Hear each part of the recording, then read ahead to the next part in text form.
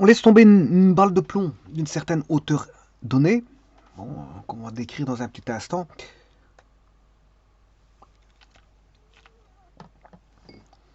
Un observateur situé à 245 mètres de hauteur par rapport au sol note le passage de la balle à l'instant T1. Un second observateur note à son arrivée au sol à l'instant T2 égale T1 plus 5 secondes. Petit a, établissez les équations de la vitesse et de la position par rapport à un axe dont l'origine est au sol.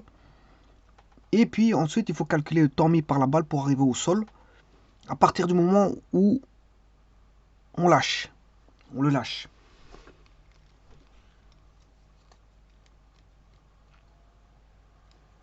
Enfin, c'est une balle, on dit on la lâche à partir d'un moment où on la lâche.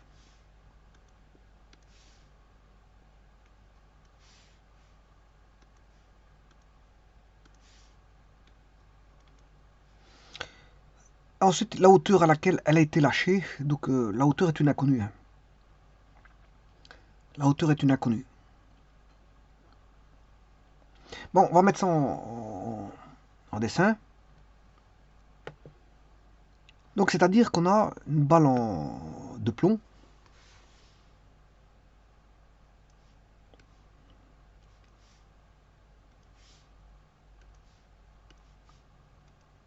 qui est lancée à partir du sol, enfin lâchée.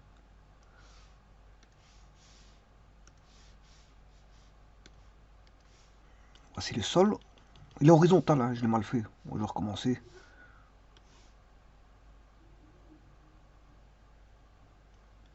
Ah.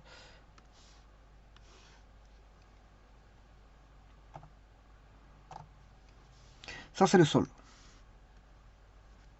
Ça, c'est la balle en plomb. Elle est lancée d'une certaine hauteur que je vais appeler H. Par rapport au sol. Hein.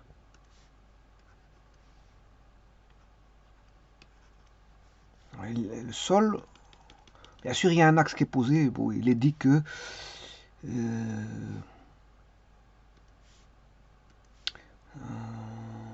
établissez les équations de la vitesse et de la position par rapport à un axe dont l'origine est au sol.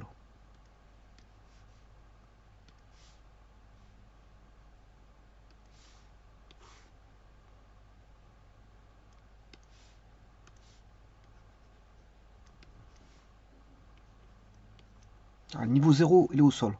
Avec un I ici, un vecteur de base, I.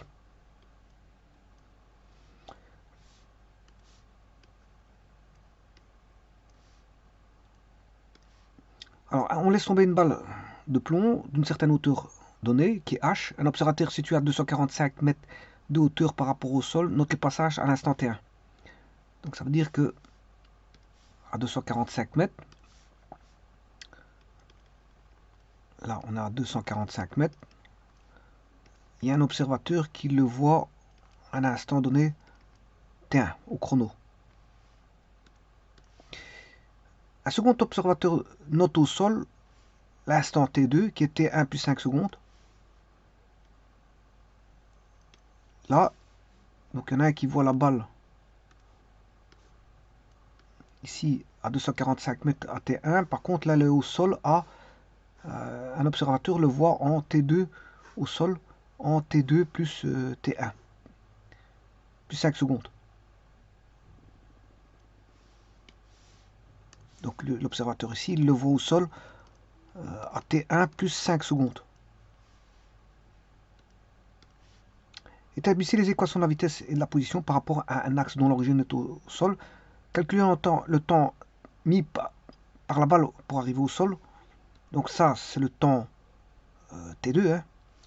Donc vous avez compris que pour trouver T2, ben, il faut que je trouve T1. Bon, T2 est dépendant de T1.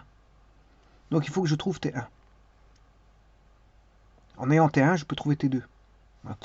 Donc là, on demande de calculer le temps mis par la balle pour arriver au sol, c'est T2. Mais il faut passer par T1. Donc il faut calculer un T2 en passant par T1. En tout cas, le résultat sera fourni en partie par T1 parce que T2 vaut T1 plus 5. La hauteur à laquelle elle a été lâchée, c'est-à-dire, ben, ça c'est évident, c'est H. Eh bien, la première des choses, ben, vous aurez compris qu'on nous demande de mettre les équations de la vitesse et de la position. Je peux même mettre l'accélération si vous voulez. Donc comme ça, on aura les lois de mouvement du corps, qui est ici une balle en plomb.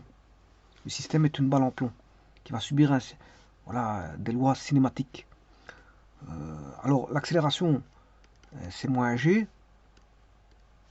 en voilà en g en comment on appelle ça en norme.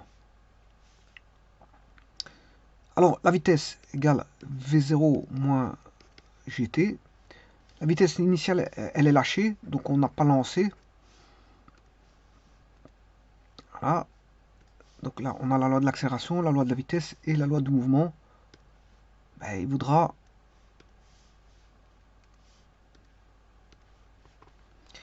x égale x0 plus v0 t moins gt. La vitesse initiale, ça fait 0. Le x0, c'est h. Voilà. Donc là, on a les trois lois. Loi de l'accélération, loi de la vitesse, en fonction du temps, bien sûr, et la loi de l'espace qui est, là, c'est, comment on appelle ça, l'équation horaire. Voilà, de la balle. Alors, la première chose pour trouver, donc, il me faut T1. Pour trouver T2, je vais chercher T2, mais je dois chercher T1. Mais T1, il est donné à 245 mètres. Voilà, T1, il est donné à 245 mètres. Donc, je vais prendre l'équation numéro 3. Donc, 245 mètres est égal à H moins... attention qu'ici, je me suis trompé. Je ne sais pas pourquoi j'ai mis GT, mais c'est 1 demi GT carré.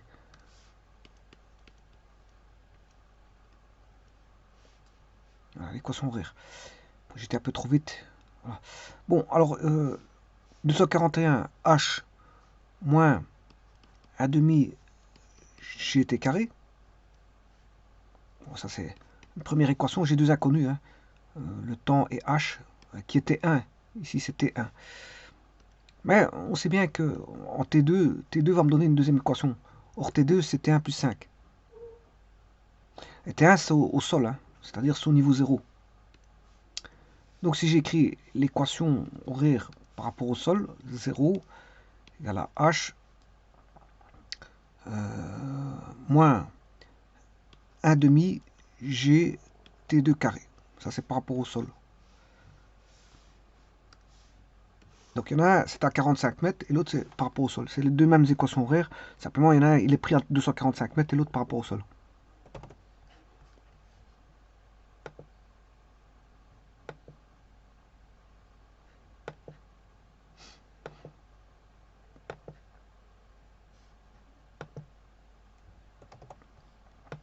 Alors j'ai deux équations, 1 et 2. L'équation 1 et l'équation 2. Alors ce que je vais faire, je vais éliminer le H. Je vais juste faire une soustraction de 1 moins 2. Alors je fais 245, je vais faire 1 moins 2. L'équation 1 moins l'équation 2. 245 moins 0, ça fait 245. H moins H, ça fait 0. Alors on aura moins 1 demi. Alors je vais mettre en évidence directement. Bon, GT. Alors on aura T carré 1 moins T carré 2. Or on sait bien que T2 c'est T1 plus 5. T2 c'est T1 plus 5.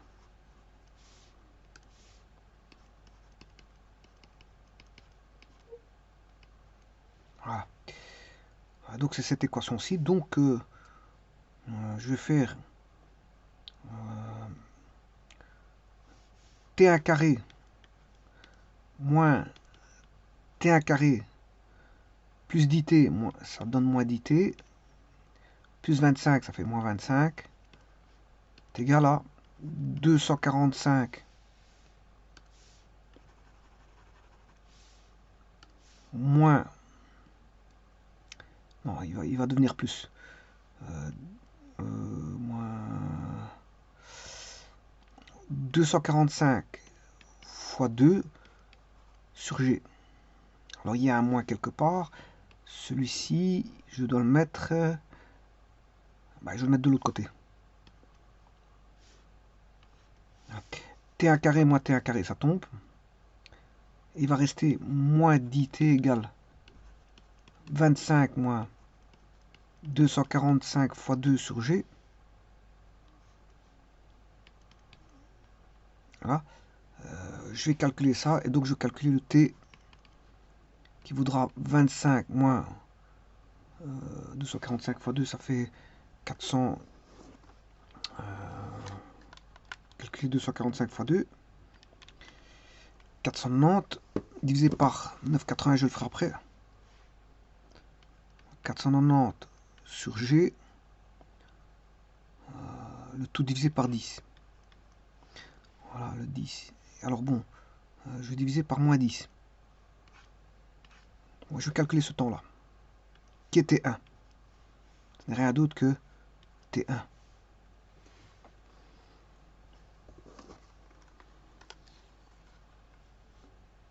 Alors, je ne sais pas pourquoi j'ai mis 25, oui.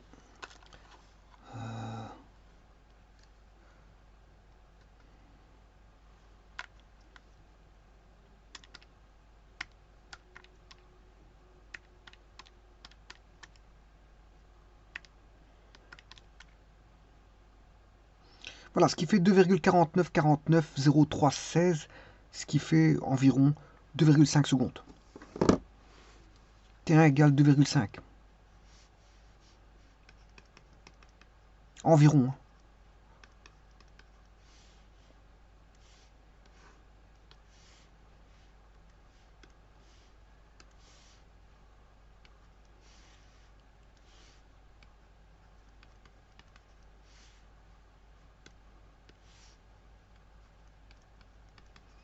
Voilà que vaut T1. Bon, T2, c'est facile parce qu'il suffit de rajouter 2,5 plus 5, c'est 7,5 secondes. Voilà pour T2.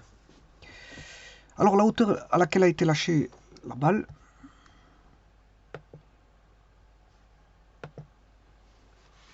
donc je vais chercher à 2, je peux prendre à partir de 245. 245, on a H moins 1 demi GT carré, mais là c'est GT1 carré hors T1, maintenant je le connais. Donc je peux sortir le H, 245 plus 1 demi GT1 carré, c'est-à-dire c'est 245 mètres plus 1 demi fois 9,81 fois 2,5 au carré.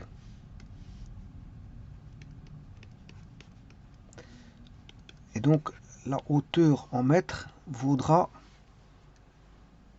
plus de 245 mètres, ça c'est sûr.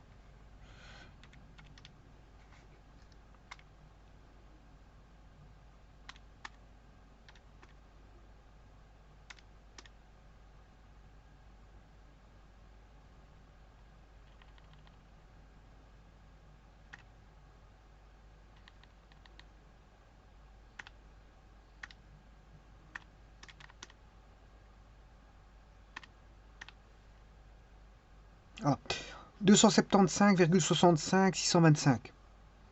Donc je vais prendre, je vais couper, je vais mettre 275,66. 275,66 mètres. Donc la hauteur H est de 275,66 mètres. Et là on connaît tout. On connaît T1, on connaît T2 et on connaît H.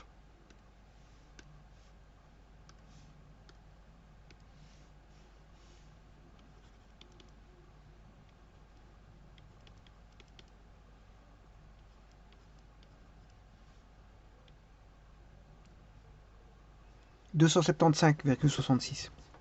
Je vous remercie.